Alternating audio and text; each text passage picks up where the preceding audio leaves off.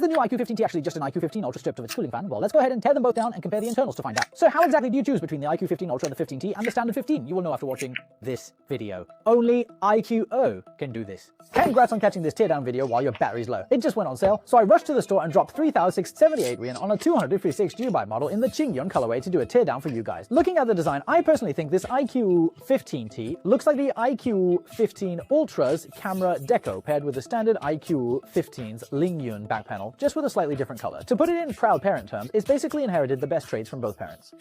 Looking on closely at the camera deco compared to the 15 Ultra, the wide-angle lens has been replaced by the flash, but the rest of the layout is very similar. I also measured the lens size on the 15T, and it's actually a bit smaller than the 15 Ultras, so it's less likely to get in the way while gaming. As for dimensions, the 15T is 0.1mm thinner and 5G lighter. I'm guessing that weight difference might just be the fan.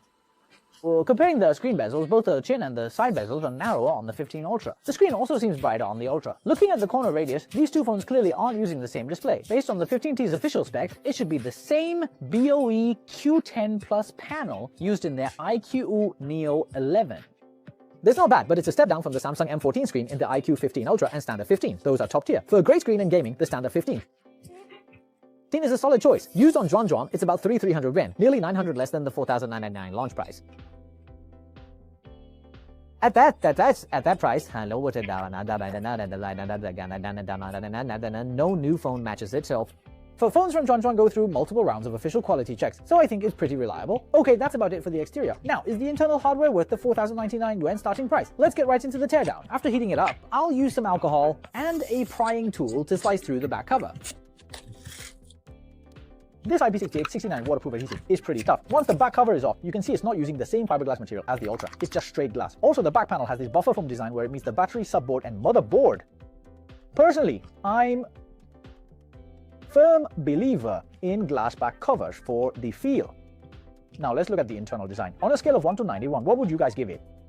Looking at it on its own might not be very intuitive. You can't really tell if the only difference between it and the iQOO 15 Ultra is just the fan. So let's tear down an iQOO 15 Ultra while we're at it. Be careful when doing this. There's an ambient light sensor and LED cables on the deco. Don't pull too hard and snap them. Okay, now let's compare the internal structures of the iQOO 15T and the iQOO 15 Ultra. Do you think there's a big difference? Is it really just the fan?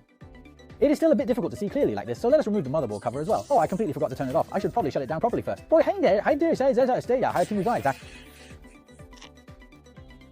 well, with the motherboard cover off, you can see a nice detail. The part over the SoC is made of metal. This design helps transfer heat from the SoC to the cover and then out through the back panel during gaming. Moving on, the motherboard cover integrates the NFC coil, ambient light sensor, infrared blaster, and a single-tone flash.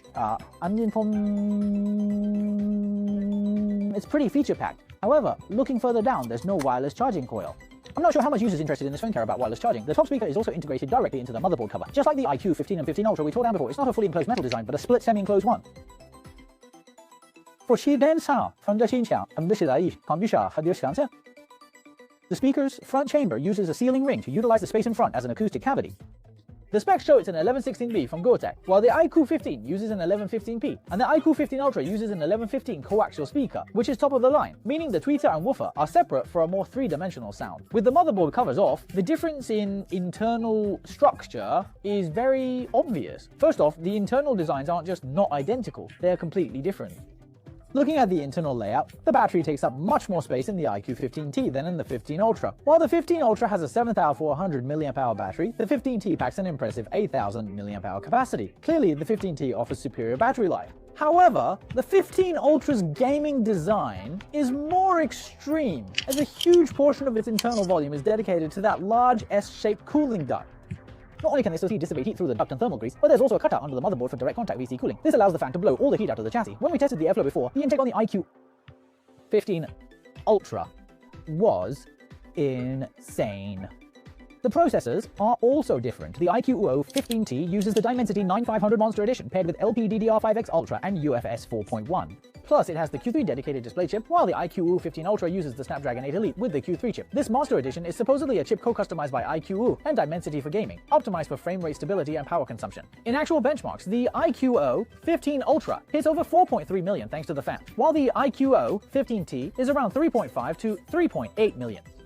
When it comes to the cameras, the gap gets even wider. The iQOO 15T has a 1.36-inch 200 megapixel The main is a Samsung HP5 plus a 50mm JN1 ultra wide. The 15 Ultra adds a 1.56-inch IMX921, the JN1, and an IMX882 3x periscope. Testing zoom, look at these samples. The 15 Ultra captures tile texture, while the 15T turns them into a blurry mess. And 纹理都还可以拍出来，而 iQOO 15T 呢，直接就给它涂成一片了。然后 let's take a closer look at the charging port area. Wow, the level of detail here is truly impressive. Do you see?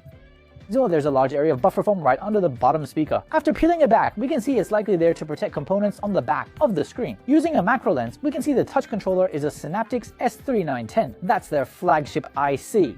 I checked the instantaneous touch sampling rate and it hits 4000 Hz. The bottom speaker we pulled out is an 1116B spec with a full metal housing matching the top speaker.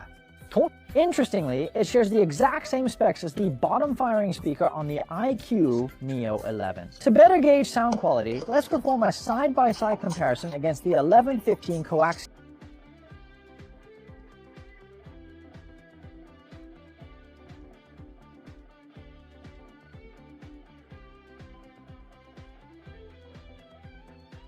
As for the haptics, the iQOO 15T uses a 0809 motor, which is the mid-range, compared to the Warhammer 0916 motor in the iQOO 15 Ultra. The vibration feel is definitely lacking, so after seeing this teardown, which do you think is the better buy? This, the Redmi K90 Max, or the OnePlus Ace 6 Pro? Let me know in the comments.